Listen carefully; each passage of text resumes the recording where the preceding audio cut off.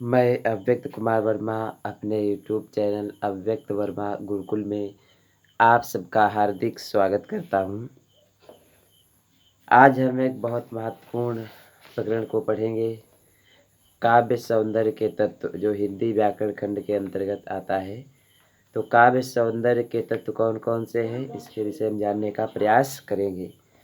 उसके अंतर्गत रस, छंद, अलंकार का स्थान महत्वपूर्ण माना जाता है। तो सबसे पहले हम रस के विषय में जानेंगे। रस क्या होता है? तो किसी काव्य को पढ़ने, सुनने अथवा देखने से जो हमको आनंद प्राप्त होता है, वह रस कहलाता है। किसी काव्य को पढ़ने, सुनने अथवा देखने से जो हमको आनंद प्राप्त होता है, वह रस कहलाता है। क्या कहलाता है? रस कहलाता है। और रस के 4 अंग माने गए हैं। कितने अंग माने गए हैं? 4 अंग माने गए हैं। स्थायी भाव, विभाव, अनुभाव और संचारी भाव। स्थायी भाव, विभाव, अनुभाव और संचारी भाव। रस के कितने अंग माने गए? 4 अंग माने गए हैं। इस विभाव, अनुभाव, स्थायी भाव और संचारी भाव। अब प्रश्न आता है कि रस कितने प्रकार के होते हैं? तो रस कितने प्रकार के होते हैं हम सब लोग जानते हैं। रस कितने प्रकार के होते हैं?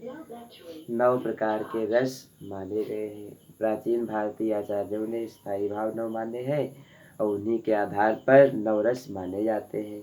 जैसे स्थायी भाव रतिक श्रृंगार रस, हास्य स्थायी भाव हास्य रस, शोक स्थायी भाव करुण रस, क्रोध स्थायी भाव रौद्र रस, भय स्थायी भाव भयानक रस, जुगुप्सा स्थायी भाव बीभत्स रस, विस्मय स्थायी भाव अद्भुत रस, निवेद स्थायी भाव शांत रस, उत्साह स्थायी भाव वीर रस।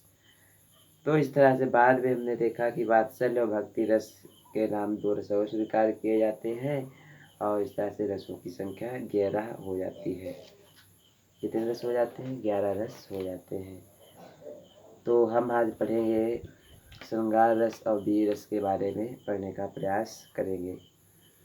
श्रृंगार रस क्या होता है? तो श्रृंगार रस के विषय का स्थायी भाव होता है रति। क्या होता है? रति का मतलब प्रेम। जब प्रेम नामक स्थायी भाव या रति नामक स्थायी भाव, विभाव, अनुभाव, संचारी भाव के सहयोग से रस स्थायी रस की निष्पत्ति होती है तो वह श्रृंगार रस होता है। श्रृंगार रस 2 प्रकार का होता है। एक होता है सहयोग श्रृंगार, एक होता है वियोग श्रृंगार। तो आप सब लोग जानते होंगे सहयोग श्रृंगार में नायक नायिका का मिलन होता है और वियोग श्रृंगार नायक नायिका दुखी होते हैं, बाद में पुनः मिल जाते हैं। तो ये आपका वियोग श्रृंगार हो जाता है।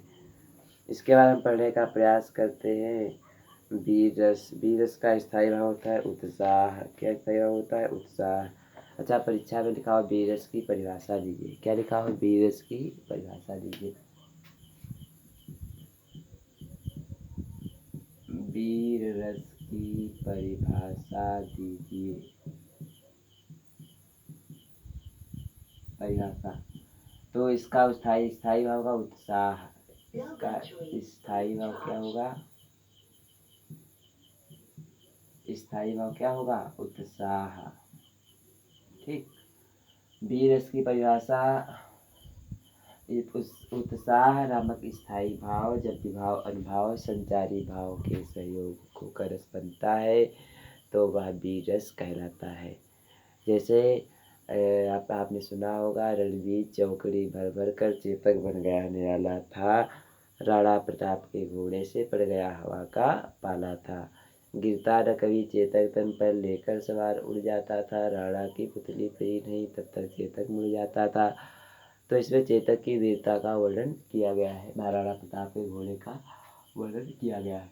तो इसमें वीर रस है। कौन सा रस है? वीर रस का प्रयोग किया गया है। ये वीर रस इसमें प्रयोग किया गया है। श्रृंगार रस हमने बताया 2 प्रकार का होता है, वियोग श्रृंगार, एक संयोग श्रृंगार। वियोग श्रृंगार में नायक नायिका का मिलन होता है और संयोग श्रृंगार रस में भी नायक नायिका का मिलन होता है। वियोग श्रृंगार में नायक नायिका का मिलन वियोग के बाद होता है, संयोग श्रृंगार अथवा विप्लव श्रृंगार भी कहा जाता है। तो ये रस हमने आपको 2 प्रमुख रस बताए, श्रृंगार रस और वीर रस की परिभाषा बताइए। इतना ही आज जो आप लोग पढ़ेंगे श्रृंगार रस और वीर रस की परिभाषा आपने पढ़ लिया है। एक अच्छा रोग के पाठ्यक्रम में निर्धारित है तो इसको आप ध्यान से पढ़िएगा और अच्छे से याद कर लीजिएगा।